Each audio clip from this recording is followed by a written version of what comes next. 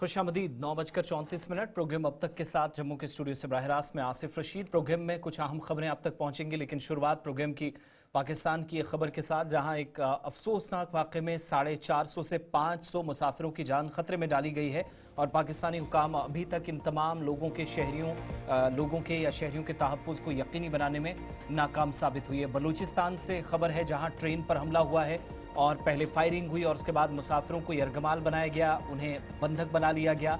450 से 500 के दरमियान लोग बताए जा रहे हैं जो इस ट्रेन से सफ़र कर रहे थे। जाफर एक्सप्रेस इसका नाम बताया जाता है और तमाम के तमाम लोग जो इस गाड़ी में या इस ट्रेन में मौजूद थे, एक टनल से जैसे ही ट्रेन गुजरने लगी, इस दौरान फायरिंग की जाती है। अस्करियत पसंद ग्रुप बलूच लिबरेशन आर्मी ने हमले की जिम्मेदारी कबूल कर ली है। सैकड़ों अफराद को यरगमाल बनाने का दावा किया गया था और बाद में सही भी साबित हुआ।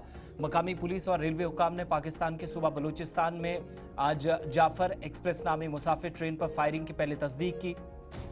उसके बाद कहा कि हमले में इसमें बाद में ट्रेन जो एक सुरंग में फंसी हुई है। अथॉरिटीज़ इस बात की तस्दीक कर रहे हैं कि इस हमले के नतीजे में ट्रेन का ड्राइवर जख्मी हो गया है और बलूच लिबरेशन आर्मी यानी BLA ने हमले की जिम्मेदारी कबूल करते हुए टेलीग्राम पर एक बयान जारी करके ट्रेन से 182 मुसाफिरों को यरगमाल बनाने का दावा किया और साथ ही ये धमकी दी कि अगर उनके मुतालबात पूरे ना किए गए तो यरगमालियों को कत्ल कर दिया जाएगा। BLA ने 20 फौजियों को मारने और एक ड्रोन मार गिराने का दावा भी किया है।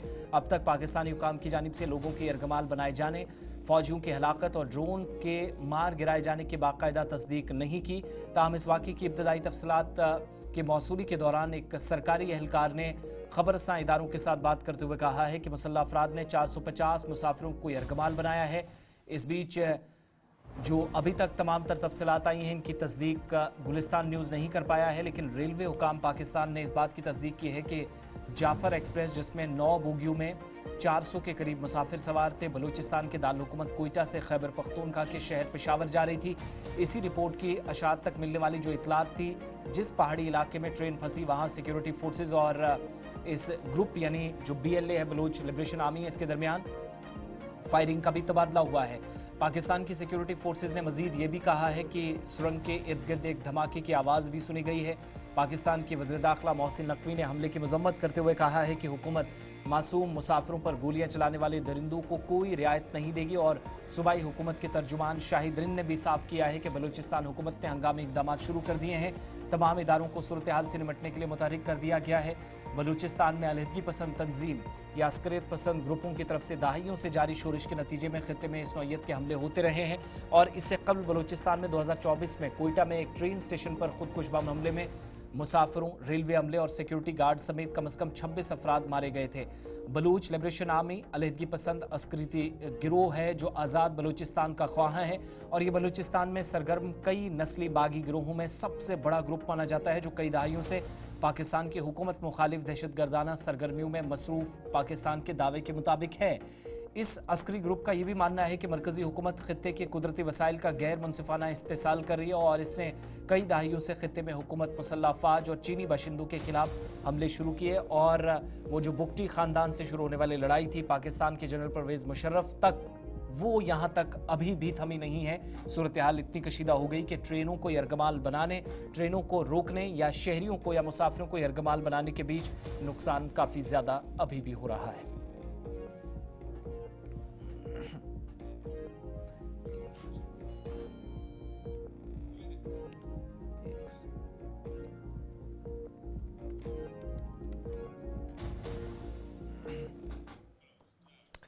दारुल हुकूमत दिल्ली से खबर, जहां मरकजी हुकूमत ने आज 2 बड़ी तंजीमों पर जो कई बरसों से जम्मू कश्मीर में सरगर्म अमल थी, आज 5-5 बरसों की पाबंदी आयद कर दी है। मरकजी हुकूमत ने मीरवाइज उमर फारूक की क़यादत में चलने वाली अवामी एक्शन कमेटी पर गैर कानूनी सरगर्मियां रोकथाम एक्ट यानी अनलॉफुल प्रिवेंशन एक्टिविटीज़ एक्ट के तहत 5 बरसों की पाबंदी आयद कर दी है और एक हुक्मनामा जारी करके इसकी तस्दीक खुद अथॉरिटीज़ की जानिब से कर भी दी गई है। इस बीच गैर कानूनी सरगर्मियां रोकथाम एक्ट 1967 के तहत 5 साल के लिए पाबंदी आयद करने का ऐलान हुआ है। दूसरी तरफ मसरूर अब्बास अंसारी की क़यादत में चलने वाली जम्मू कश्मीर इत्तेहादुल मुस्लिमीन पर भी 5 साल की पाबंदी लगाने का ऐलान हुआ। वज़ारत दाखिला ने 2 अलहदा नोटिफिकेशंस में कहा है कि इन तंजीमों की सरगर्मियां भारत की खुद मुख्तारी, सालमियत और सलामती के लिए ख़तरा है। हुकूमत के नोटिफिकेशन के मुताबिक AAC के अरकान मिलिटेंट सरगर्मियों की हिमायत, भारत मुखालिफ प्रोपेगेंडे और जम्मू कश्मीर में अलहदगी पसंद तहरीकों के लिए फंड्स इकट्ठा करने में मुलव्विस थे। हुकूमत ने तंजीम पर तशद्दुद को हवा देने, बगावत फैलाने, मुसल्लह मज़ाहमत की हौसला अफजाई का भी इल्ज़ाम लगाया है। वज़ारत दाखिला ने अवामी एक्शन कमेटी और इसके रहनुमाओं के खिलाफ मुतअद्दिद फौजदारी मुकदमात दर्ज होने का हवाला दिया, जिनमें बगावत, गैर कानूनी इज्तिमा और तशद्दुद पर उकसाने के इल्ज़ामात भी शामिल हैं। मीरवाइज, डॉक्टर मौलवी उमर फारूक और अवामी एक्शन कमेटी के दीगर अरकान के खिलाफ श्रीनगर के मुख्तलिफ थानों जैसे नौहट्टा, सफ़ा कदल और कोठी बाग में मुकदमात दर्ज हैं।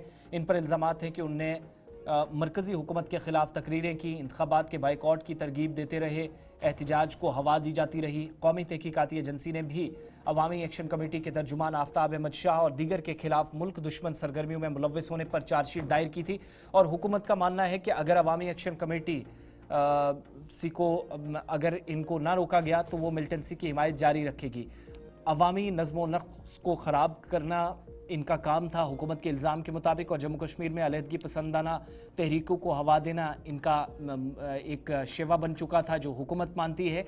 अनलॉफुल प्रिवेंशन एक्टिविटीज़ एक्ट की दफ़ा 3 के तहत सरकार ने अवामी एक्शन कमेटी पर 5 साल की पाबंदी आयद कर दी है, जो फौरी तौर पर नाफिजुल अमल हो चुकी है। नोटिफिकेशन में कहा गया है कि पाबंदी कौमी सलामती को मद्देनजर रखते हुए लगाई गई है। इकदाम जम्मू कश्मीर में अलहदगी पसंद और मिलिटेंसी को फ़रोग देने वाली तंजीमों के खिलाफ जारी वसी कार्रवाई का हिस्सा है। इसी तरह हुकूमत ने बाज़ाब्ता तौर पर जम्मू कश्मीर जो एक बड़ी तंजीम है मसरूर अब्बास अंसारी की क़यादत में चलने वाली जम्मू कश्मीर इत्तेहादुल मुस्लिमीन, उस पर भी मिलिटेंट सरगर्मियों की हिमायत, भारत मुखालिफ प्रोपेगेंडा और अलहदगी पसंद एजेंडे के लिए फंड्स इकट्ठा करने में मुलव्विस रहे इल्ज़ामात आयद किए हैं।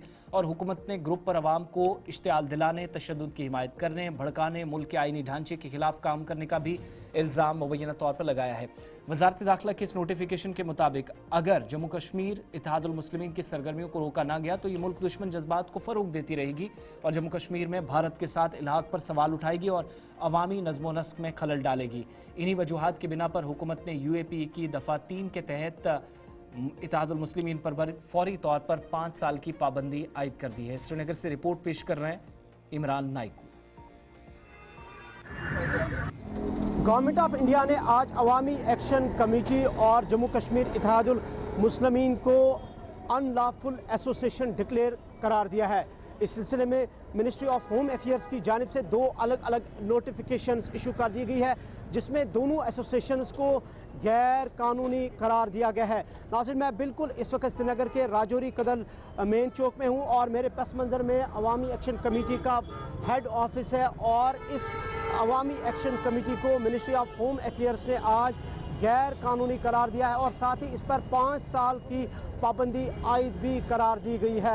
यानी कि 5 साल के लिए इस अवामी एक्शन कमेटी को बैन कर दिया गया है और नोटिफिकेशन में ये कहा गया है कि अवामी एक्शन कमेटी मुल्क मुखालिफ सरगर्मियों में मुलविस है और साथ ही मिलिटेंसी सरगर्मियों में भी ये मुलविस है और मुल्क के खिलाफ ये प्रोपेगेंडा चला रहे थे।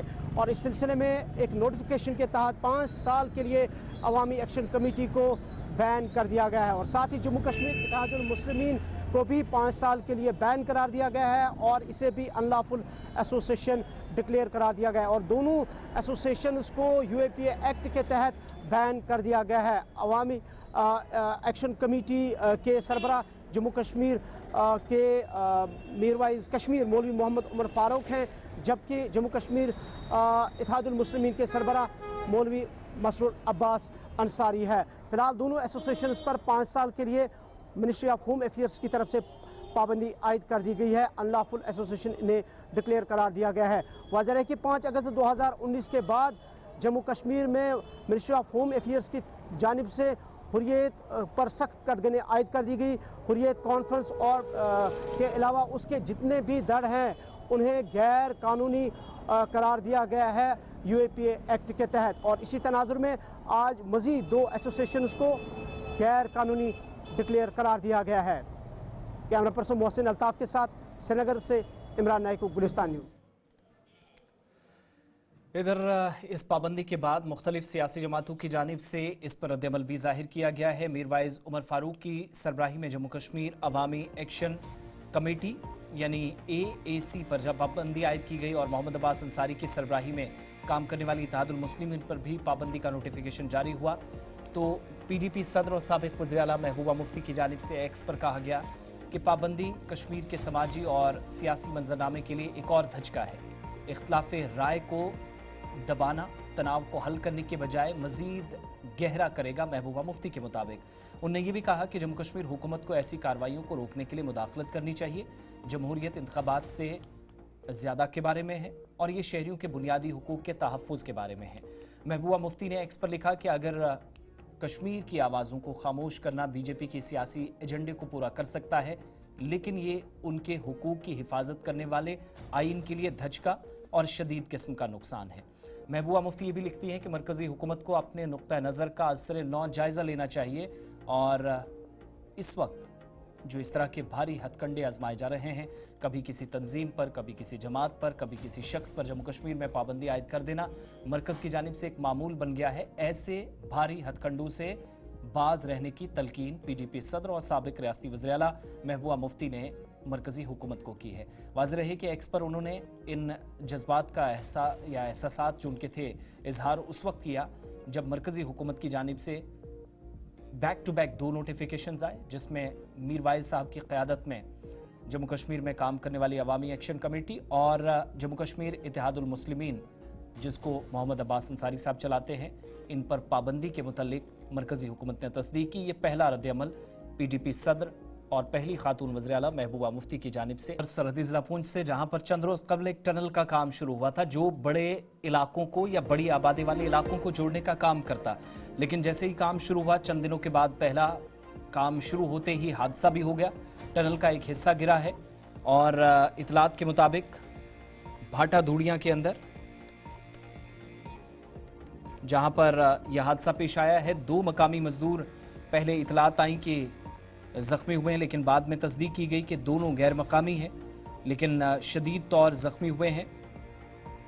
भाटा धूड़ियाँ से सरहदी ज़िला पुंछ में सुरनकोट के दूसरी तरफ जोड़ने वाले इलाके को, जहाँ की ये तस्वीर आपके सामने है, नुकसान हुआ है और इब्तदाई रिपोर्ट्स के मुताबिक सुरनकोट पुंछ के इलाके भाटा धूड़ियाँ से चिट्टी भट्टी, सिंगयूट और आसपास के इलाकों को नेशनल हाईवे के साथ वाला ये इलाका जोड़ने का काम करता जब ये टनल बन जाएगा, लेकिन सुरंग का काम चंद दिन पहले शुरू हुआ था और आज 2 मजदूर जख्मी हुए हैं। तस्दीक ये भी की गई कि दोनों वर्कर, जिनकी शनाख्त विक्रम सिंह वल्द प्रेम सिंह साकिन रामबन और तजीम हुसैन वल्द गुलाम हुसैन साकिन संगलदान रामबन के तौर पर हुई है, जिन्हें सब जिला अस्पताल सुरनकोट मुंतकिल किया गया है। बाद में उन्हें मजीद इलाज मुआलजे के लिए गवर्नमेंट मेडिकल कॉलेज राजौरी मुंतकिल करना पड़ा है।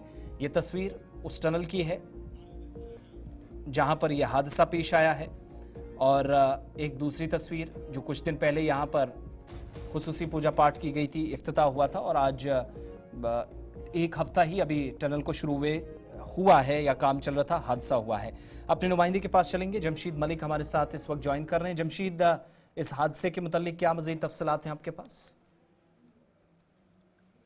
आसिफ, बिल्कुल राजौरी और पुंछ को जोड़ने वाला ये टनल जिसका काम 3 मार्च को शुरू हुआ था भाटा धूड़ियां से, और ये मंजाकोट के कलाली के साथ जोड़ा जाएगा, यानी 2 डिस्ट्रिक्ट को जोड़ने वाला ये टनल था, जिसका 3 तारीख को काम शुरू हुआ था। इसकी कुल लंबाई जो थी 1100 मीटर थी, जिस पर काम शुरू हुआ और काम के 8वें दिन ही आज यहाँ पर एक हादसा हुआ है। हादसा उस वक्त पेश आया जब मजदूर टनल के अंदर मलबा निकाल रहे थे और अचानक मलबे का एक तोता उन पर आकर गिरा है, जिसमें 2 मजदूर शदीद जख्मी हुए और उनको फौरी सुरनकोट हॉस्पिटल मुंतकिल किया गया, जहां से बाद में उनको मेडिकल कॉलेज राजौरी लाया गया, जहां दोनों में इसकी हालत तशवीशनाक जरूर बनी है। मगर इस वक्त जो हमारे पास अभी ताज़ा अपडेट आ रही है, इसमें ताजिम हुसैन को जम्मू मेडिकल कॉलेज के लिए रेफर कर दिया गया क्योंकि इसकी हालत मजीद तशवीश बनी हुई है, जिसके बाद उसको मजीद इलाज के लिए जम्मू मेडिकल कॉलेज मुंतकिल कर दिया गया। इस टनल के बनने के साथ ही या इसके काम के साथ ही काफ़ी लोगों ने खुशी का इज़हार किया था, मगर इसके 1 हफ्ते के अंदर एक बुरी खबर इस टनल से निकलकर सामने आ रही है, जहां 2 मजदूर मलबे के तले दबे हैं, जिनको निकाला गया और बाद में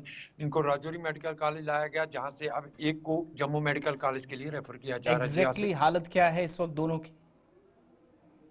हाँ जी, बिल्कुल, जिस तरह इब्तिदाई सुरन कोर्ट के अंदर इनको तिबी इमदाद दी गई और उसके बाद भी ये कहा गया कि ताज़ीम हुसैन की तबीयत वहाँ भी नासाज देखी गई थी ज़्यादा, जिसके बाद इन दोनों को मेडिकल कॉलेज राजौरी भेजा गया था और राजौरी के अंदर भी दोनों की तिबी इमदाद के बाद ये कहा गया कि इनकी हालत तशवीशनाक है, मगर जिस तरह ताज़ीम हुसैन के बारे में बताया जा रहा है कि उसकी हालत मज़ीद ख़राब हो रही है, जिसके चलते उसको मेडिकल कॉलेज जम्मू के लिए रेफ़र कर दिया गया है और इस वक़्त दूसरे का इलाज यहाँ चल रहा है, मगर हालत उसकी भी तशवीशनाक है, मगर ये बताया ज़रूर जा रहा है कि उस पर काम किया जा रहा है, उसको कुछ राहत दी गई है, जिसके बाद दूसरे की जिरा ताज़ीम की बात सामने आ रही है, उसकी हालत तशवीशनाक थी, जिसके बाद उसको मेडिकल कॉलेज जम्मू के लिए रवाना किया गया। मगर जिस तरह ये कहें कि 1 हफ्ता ही हुआ अभी सिर्फ इस काम को शुरू हुए और 1 हफ्ते के अंदर ये पहला हादसा इस टनल से सामने आया और ये बताया जा रहा है कि तकरीबन 15 या 20 मिनट लगे हैं इन मजदूरों को निकालने के लिए, जिसमें दीगर मजदूरों ने फौरी ये काम शुरू किया, इमदादी कार्रवाई शुरू की, जिसके बाद इनको वहां से निकाला गया और सुनकोट पहले लाया गया और सुनकोट के बाद इनको राजौरी, अब राजौरी से एक को अब जम्मू मेडिकल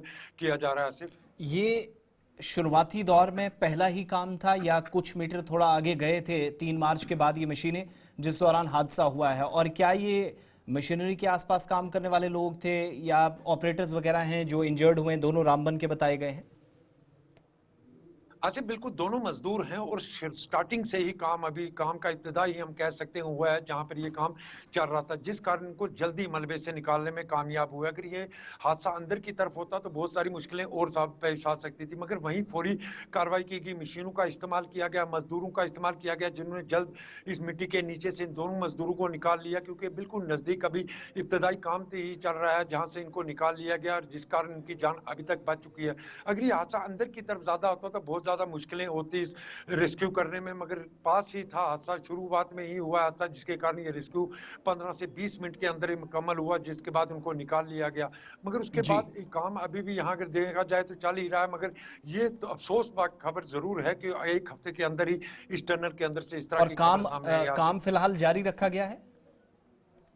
आसिफ, बिल्कुल काम को जारी रखा गया है, क्योंकि जिस तरह मैं बता रहा हूं कि फौरी कार्रवाई यहां की गई हादसे के बाद 15 से 20 मिनट के अंदर इन मजदूरों को निकाल लिया गया, जिसके बाद इनको तिबी इमदाद के लिए रवाना कर दिया गया। मगर काम का सिलसिला आगे भी चलता रहेगा और चल रहा था उसके बाद भी, मगर पहले हिस्से के अंदर ये हादसा हुआ है जिसमें 2 मजदूर दोनों के दोनों रामबन के रहने वाले हैं, जिसमें ताजीम अख्तर की हालत तशवीशनाक। बहुत शुक्रिया जमशीद मलिक तफसीलात फराहम करने के लिए। भाटा दूड़िया के अंदर जो उस तरफ वाला हिस्सा इस टनल के जरिए जुड़ना है, लेकिन पुंछ में यह हादसा हुआ है, 2 मजदूर जख्मी हैं और अब जीएमसी से एक को जम्मू रेफर कर दिया गया है। जमशीद मलिक राजौरी से तफसीलात फराहम कर रहे थे।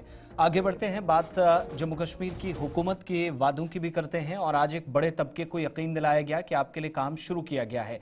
वज़ीर आला उमर अब्दुल्ला सवालात के जवाब दे रहे थे तो जम्मू कश्मीर में गुज़श्ता कई दिनों से या कई महीनों से एहतजाज करने वाले डेली वेजर्स के लिए जम्मू कश्मीर की असेंबली में ऐलान हुआ कि आर्जी मुलाजमीन के मसाइल का हल होगा और रोड मैप तैयार करने के लिए बाज़ाब्ता तौर पर एक कमेटी का ऐलान जम्मू कश्मीर की सरकार ने कर दिया है।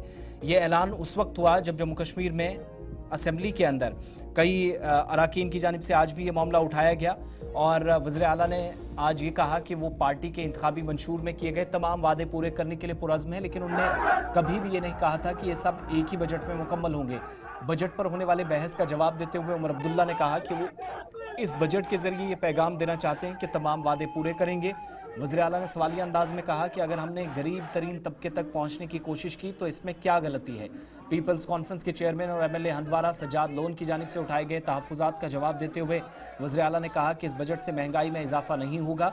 आर्जी मुलाजमीन के मसाइल पर बातचीत करते हुए PDP BJP के दौरे हुकूमत के बजट तकारीर का हवाला दिया और कहा कि उनने आर्जी मुलाजमीन की मुस्तक़िली लिए कुछ नहीं किया और सिर्फ 570 अफराद को मुस्तक़िल किया गया। आज बड़ी बड़ी बातें करना शायद उनके लिए आसान है क्योंकि अपोजिशन में बैठे हैं। साथ साथ फ्लोर ऑफ द हाउस कहा गया कि चीफ सेक्रेटरी की सरबराही में एक कमेटी के क़याम का ऐलान किया गया जो आर्जी मुलाजमीन के मसाइल के हल के लिए रोड मैप तैयार करेगी। ये कमेटी मुख्तलिफ महकमों के अफसरान पर मुश्तमिल होगी और ये मालूम करेगी कि आर्जी मुलाजमीन की तादाद कितनी है, उन्हें कानूनी और माली तौर पर क्या सहूलत दी जा सकती है। कमेटी 6 महीने के अंदर हुकूमत को अपनी रिपोर्ट पेश करेगी।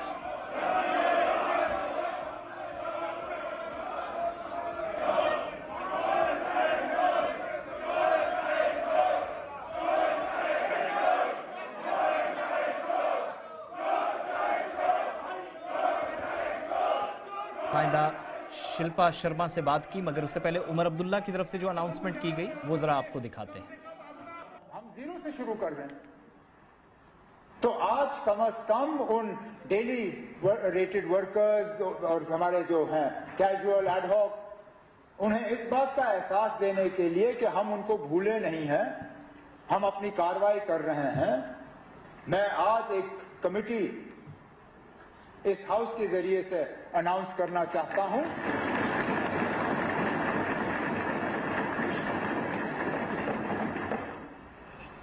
मैं इस बजट तकरीर के बाद उस पर बाज़ाब्ता ऑर्डर करके चीफ सेक्रेटरी साहब के जिम्मे रख के इस कमेटी में chief secretary, additional chief secretary in the chief minister's office, planning secretary, GAD secretary, law secretary, क्योंकि इसमें लॉ का भी एक बहुत बड़ा रोल बनता है सुप्रीम कोर्ट के जजमेंट के बाद। उन्हें 6 महीने का वक्त देके उनसे कहा जाएगा कि 6 महीने के अंदर अंदर बाज़ाब्ता एक फ्रेमवर्क तैयार करें।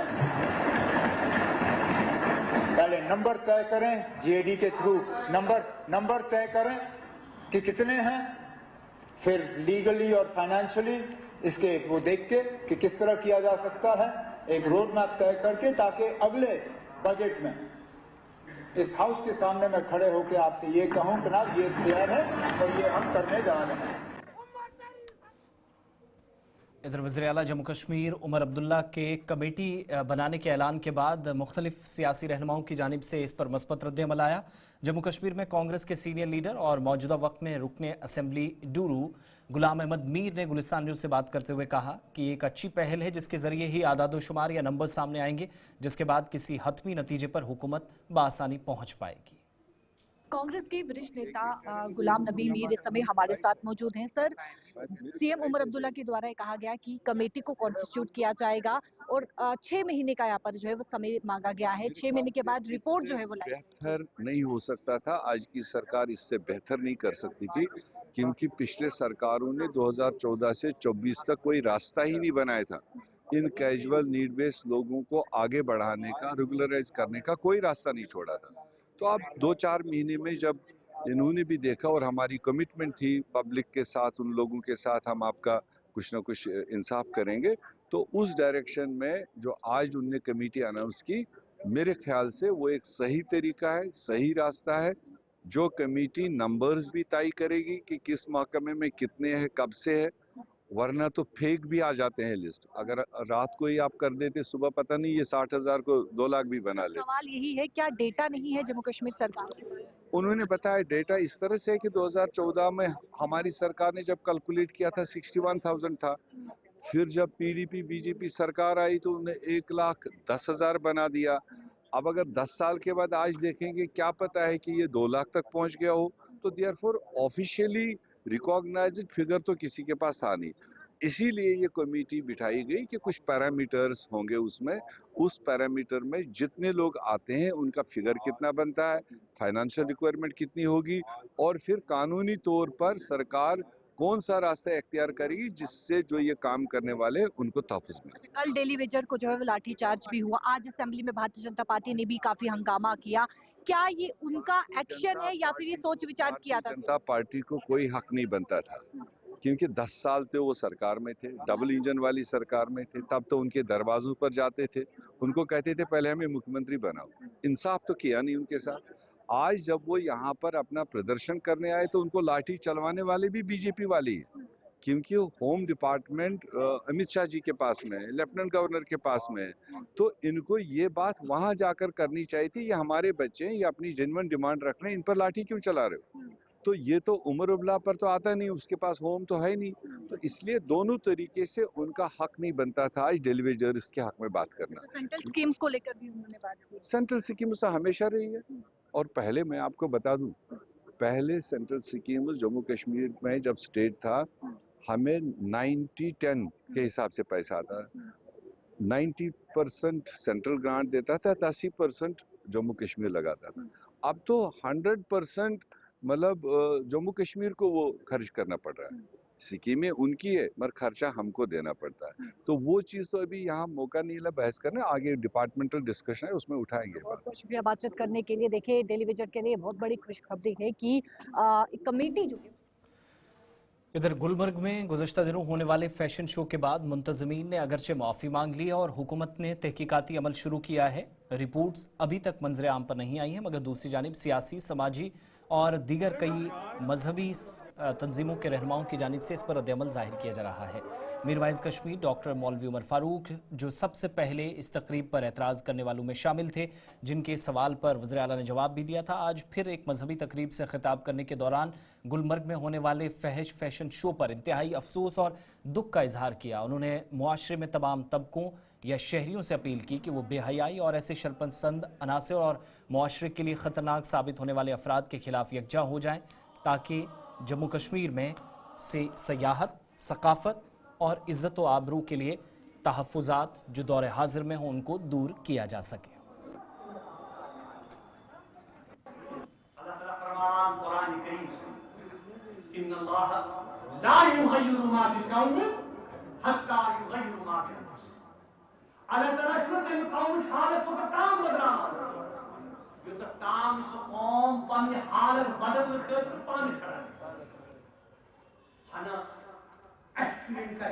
एहसास का कि इस कटच का सोनी समाज का सानी परिवार का सोनी यत कशीर का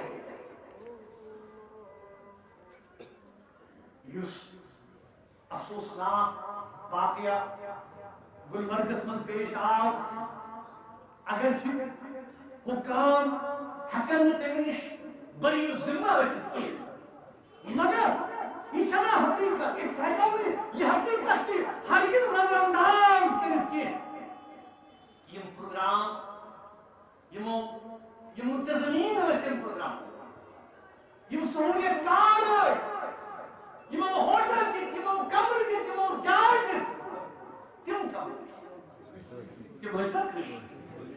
तिम मुसलमान अगर नहीं पता हो पता उस माह रमजान क्या कशीर क्या गई पिरवर क्या गई क्या यमन को उसका पता रमजान यमन की शराब पता कि कस कशीर कस पिरवर यानी बुजुर्गों यानी दोस्तों यमन की जवाब दो पन्ना हमन जीवन की जवाब दे कुछ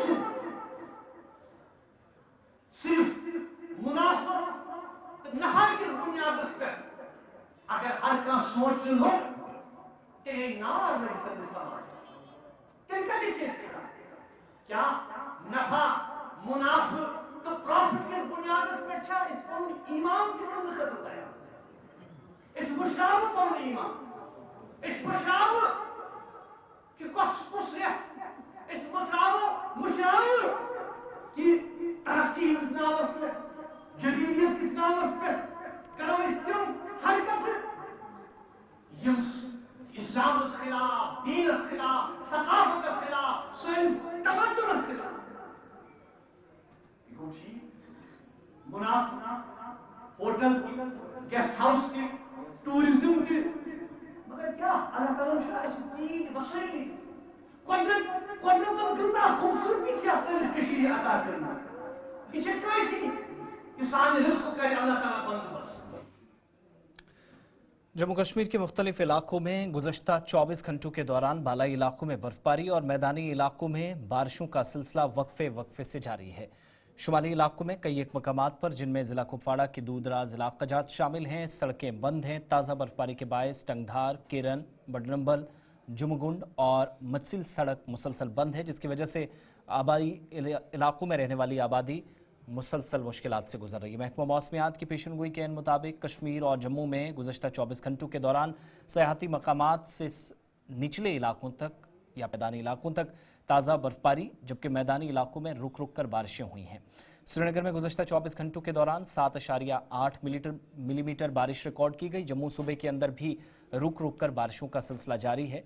इधर दीगर कई इलाकों में बारिशें हुई हैं। जम्मू सूबे के मैदानी इलाकों, जिनमें सांबा, कठुआ, उधमपुर और ख़ुद जम्मू ज़िले के मुख्तलिफ इलाके शामिल हैं, बारिशें और मतला अबरालूद रहने का सिलसिला बदस्तूर जारी है। सरहदी अजला के अंदर भी बारिशें रुक रुक कर हुई हैं, जबकि कई के इलाकों में हल्का इजाफा सर्दियों में भी देखा गया है। मुतलका महकमे के मुताबिक ख़राब मौसमी सूरत हाल का सिलसिला 16 मार्च तक जारी रहने का इम्कान है। और दोनों खित्तों में 11 मार्च को आज जब पहाड़ी इलाकों में कहीं कहीं हल्की बर्फबारी या बारिशें हुई हैं, तो कल भी मैदानी इलाकों में हल्की बारिशें और बर्फबारी का सिलसिला, जबकि 14 मार्च तक मुतअद्दिद मकामात पर बर्फबारी और बारिशों का सिलसिला जारी रहेगा। 15 और 16 मार्च को भी मुतअद्दिद मकामात पर रुक रुक कर हल्की से दरमियाना दर्जे की बर्फबारी या बारिशों का इम्कान है। इस बीच 17 से 21 तक मौसम आमतौर पर खुश्क रहने की तवक्को है। महकमे ने अपनी एडवाइजरी में सयाहों, मुसाफिरों और ट्रांसपोर्टर्स से ट्रैफिक एडवाइजरी पर अमल करने को कहा है, जबकि किसानों से कहा गया है कि वो जम्मू और कश्मीर दोनों अजला के अंदर दोनों खित्तों में 10 से 18 मार्च तक अपने खेत खलियानों और बागों में ऑपरेशंस मुअत्तल रखें। इसके अलावा लोग उन इलाकों जहां बर्फानी तोदे गिराने के खतरात हैं, यहां जाने से इस वक्त कम से कम इज्तनाब करना होगा। खराब मौसमी सूरत-ए-हाल के बायस कश्मीर में शबाना दर्जा हरारत में कदरे गिरावट दर्ज की गई है। जम्मू में रात के वक्त में हल्की गर्मी का एहसास होने लगा है।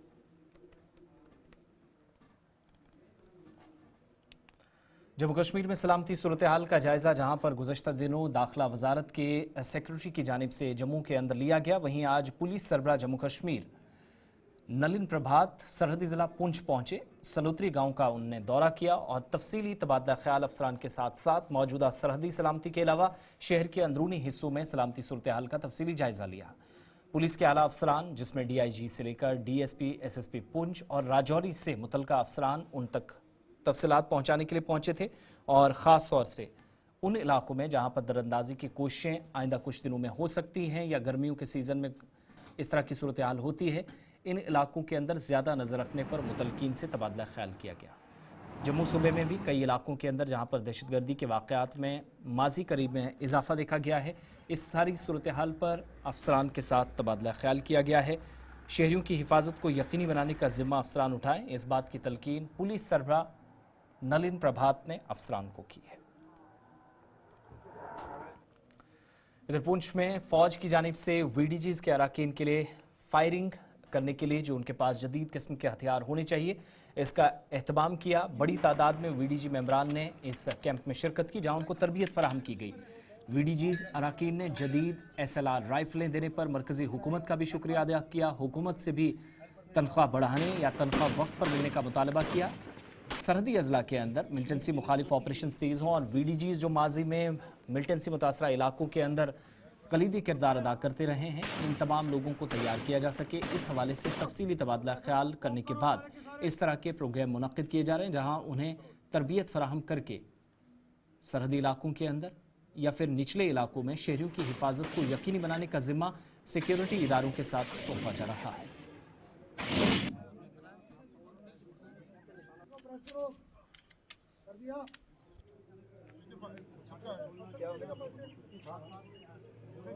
जी, आपका नाम? सर, मेरा नाम राहुल शर्मा है। जी, मैं पुंछ का रहने वाला हूँ। आज हमें इंडियन आर्मी ने यहाँ पे जलास ग्राउंड में फायरिंग के लिए बुलाया था। पहले हमारे पास 303 वेपन्स थे, अब हमें सरकार की तरफ से बहुत ही एडवांस वेपन्स मिले हैं जो कि SLR है। तो आर्मी हर बार यही प्रयास करती है कि सभी VDC मेंबर्स को बारी से बारी तादाद में यहाँ बुलाया जाए और ट्रेनिंग दी जाए। तो हर हफ्ते हमारी ये जो ट्रेनिंग है वो आर्मी की तरफ से यहाँ करवाई जाती है। तो आगे भी जब जब हमें आर्मी बुलाएगी तो हम आर्मी के साथ कंधे से कंधा मिला के खड़े होंगे। पहले हमारे पास 303 राइफल थी जो ऑटोमेटिक हथियार नहीं था, लेकिन हमें उससे काफ़ी परेशानी आती थी कि अगर कोई ऑटोमेटिक हथियार लेके हमारे गांव में आता है तो उससे हम बार बार कॉक करने से फायर नहीं कर पाते थे। सरकार की तरफ से उसके बाद हमें SLR दी गई जो ऑटोमेटिक हथियार है, जिसकी मैगजीन में 20 राउंड पड़ते हैं और एक बार कॉक करने से हम 20 राउंड फायर कर सकते हैं। अगर कोई ऑटोमेटिक हथियार लेके आता है तो हम उसके साथ लड़ सकते हैं। भारतीय सेना की तरफ से हमें बार बार ट्रेन किया जाता है। आज भी यहाँ पर भारतीय सेना की तरफ से हमें हथियार खोलना, जोड़ना, निशाना कैसे लगाया जाता है और यहाँ पर फायरिंग भी करवाई जा रही है। तो हम भारतीय सेना के बहुत बहुत शुक्रगुजार हैं कि हमें इतना ताकतवर बनाया जा रहा है कि अगर हमारे गांव में कोई भी घुसपैठी आता है तो हम उसके साथ लड़ने के लिए हमेशा तैयार रहेंगे। मैं इसी जलास गांव में रहता हूँ, सलोत्री बॉर्डर एरिया है। तो आज आर्मी की तरफ से रखा गया था एक VDC के मेंबर्स के लिए फायरिंग का प्रोग्राम। तो पहले भी जब आर्मी ने हमें मतलब बोला फायरिंग के लिए 2-3 बार हम पहले भी कर चुके हैं और आज भी हम इस फायरिंग के लिए रेंज पे आए थे। और हम बहुत शुक्रिया करते हैं इंडियन आर्मी का जो समय समय पे हमें फायरिंग का मतलब मौका देती है। और जितना हम इससे ट्रेन होंगे इसका मतलब हम देश के लिए भी एक चीज़ काम आएगी और हमारे गाँव के लिए, हमारे सेल्फ प्रोटेक्शन के लिए, हमारे गाँव के लिए हम बिल्कुल आप देख सकते हैं सामने पाकिस्तान है, बिल्कुल बॉर्डर का एरिया है हमारा।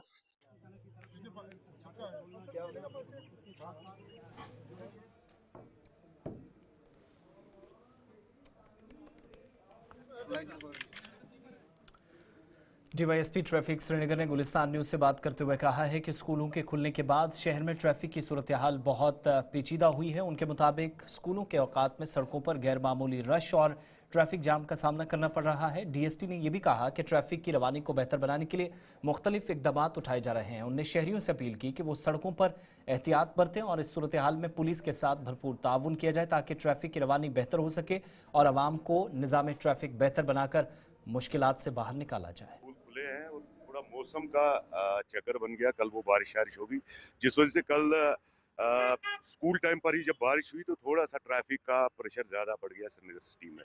तो बट हमारे लड़के, हमारे ऑफिसर जो भी है सड़क पर होते हैं तो उन्होंने वो क्लियर कर दिया। स्कूल खुलने से पहले हमने बहुत सारे स्कूल के एडमिनिस्ट्रेटर्स या उनके ट्रांसपोर्ट मैनेजर्स को बुलाया था अपने पास। उनको हमने काउंसिल किया था कि जब ये बल्क में उनकी गाड़ियां जाती है स्कूलों की तरफ या स्कूल से निकलती है तो उनको हमने ब्रीफ किया था, उनको अवेयर किया था और उनसे हम काउंसिल भी किया था कि वो मैनेज करें ट्रैफिक। जो स्कूल की गाड़ियां जब स्कूल एक साथ जाती है तो उस वक्त प्रॉब्लम बन जाती है उस एरिया में, या जब एक साथ स्कूल से बाहर निकलती है तो उस एरिया में प्रॉब्लम बन जाती है बाकी लोगों के लिए। तो उन्होंने हमें श्योरिटी दी है कि वो एक मैकेनिज्म ऐसा बना देंगे स्कूलों के बाहर, फेज वाइज वो गाड़ियां छोड़ेंगे स्कूल से बाहर जब बच्चे लेकर निकलेंगे या स्कूल के अंदर जाएंगे, फेज वाइज जाएंगे, जिससे हमें ट्रैफिक सिनेरियो जो है वो ठीक रहेगा। ट्रैफिक मूवमेंट है, इसका स्लो होना या तेज चलना, इसमें काफ़ी सारी वो डिपेंड करता है काफ़ी सारी चीज़ों पर। आपका सड़क पर ऑब्स्ट्रक्शन होगा कोई, उससे स्लो मूवमेंट होती है। आपकी सड़क में सरफेस कंडीशन ख़राब होगी, उससे स्लो मूवमेंट होती है। आप लोग सड़कों पर रॉन्गली गाड़ियाँ पार्क करेंगे, उससे स्लो मूवमेंट होती है। तो ये सारा इफेक्ट फिर उस आम शहरी को भुगतना पड़ता है, जो हम अपनी ही गलतियां है और खुद ही हम वो भुगतते हैं। फिर हमारी रिक्वेस्ट बार बार यही रहती है सिटीजन से कि सड़कों पर गलत जगह पर पार्क ना करें गाड़ियां, या अपने हॉकर्स या वेंडर्स जो सड़कों पर लगाते हैं ये अपनी रेडियां, उनसे भी मेरी रिक्वेस्ट है, ट्रैफिक पुलिस श्रीनगर की रिक्वेस्ट है कि ऐसे जगह पर नहीं ना लगाएं जहां ट्रैफिक की मूवमेंट में या लोगों के चलने फिरने में। आगे बढ़ते हैं, श्रीनगर की बात हो रही है तो श्रीनगर के सफाकदल इलाके का 28 साला नौजवान फैजान रसूल भट्ट 11 दिसंबर 2024 को बैंकॉक मुलाजमत के लिए गया था, लेकिन 21 फरवरी 2025 से इसका राब्ता नहीं हो रहा। इसके अहल खाना ने मरकजी हुकूमत और जम्मू कश्मीर की उमर अब्दुल्ला सरकार से इमदाद की अपील की ताकि फैजान का पता चल सके। गुलाम रसूल भट्ट जो कि फैजान के वालिद हैं, जिन्होंने बताया कि थाईलैंड घर से वो जॉब के लिए निकला था, लेकिन बाद में पता चला कि वो म्यांमार के अंदर है जहां पर किसी ने उसे यरगमाल बनाया है और 4.5 लाख रुपए का मुतालबा उनसे किया जा रहा है। ऐसे में मरकजी हुकूमत बिलखुसूस वजारत खारजा और जम्मू कश्मीर सरकार बशमूल लेफ्टिनेंट गवर्नर इंतजामिया से मदद की अपील की गई है।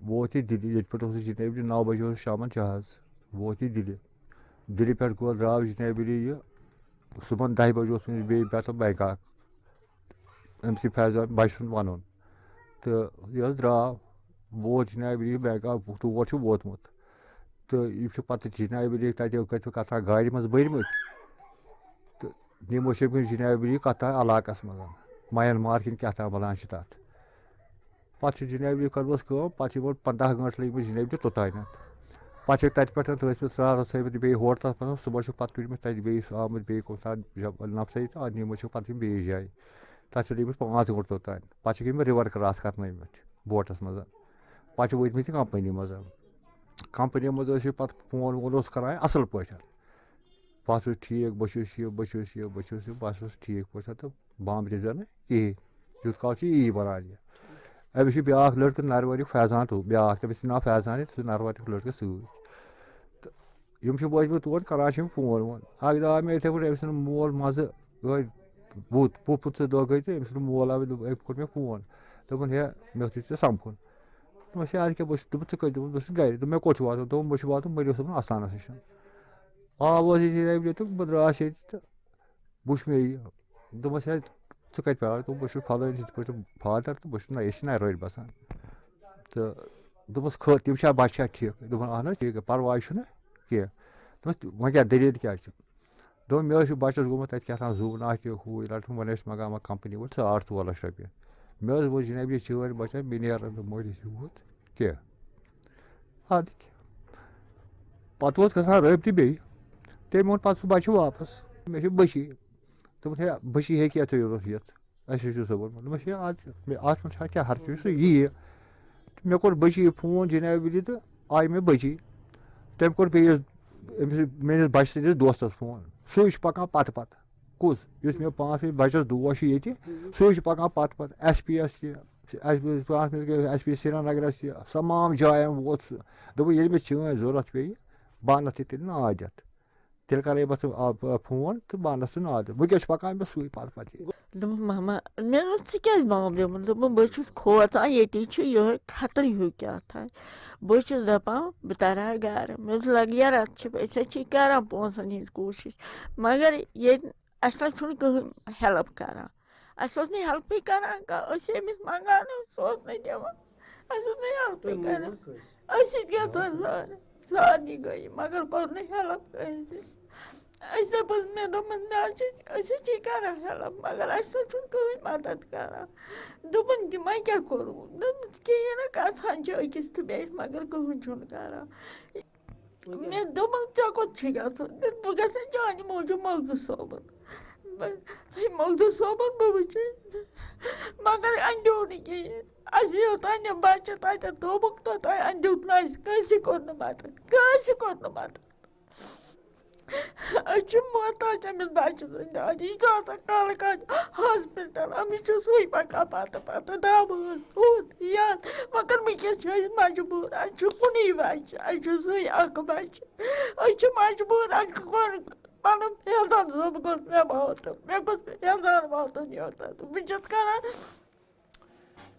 चलिए प्रोग्राम अब तक में मेरे साथ बस इतना ही। वक्त छोटे से ब्रेक का है। अब तक के बाद गुलिस्तान न्यूज़ पर एक और ख़ास प्रोग्राम आसिफ रशीद को इजाज़त दीजिए।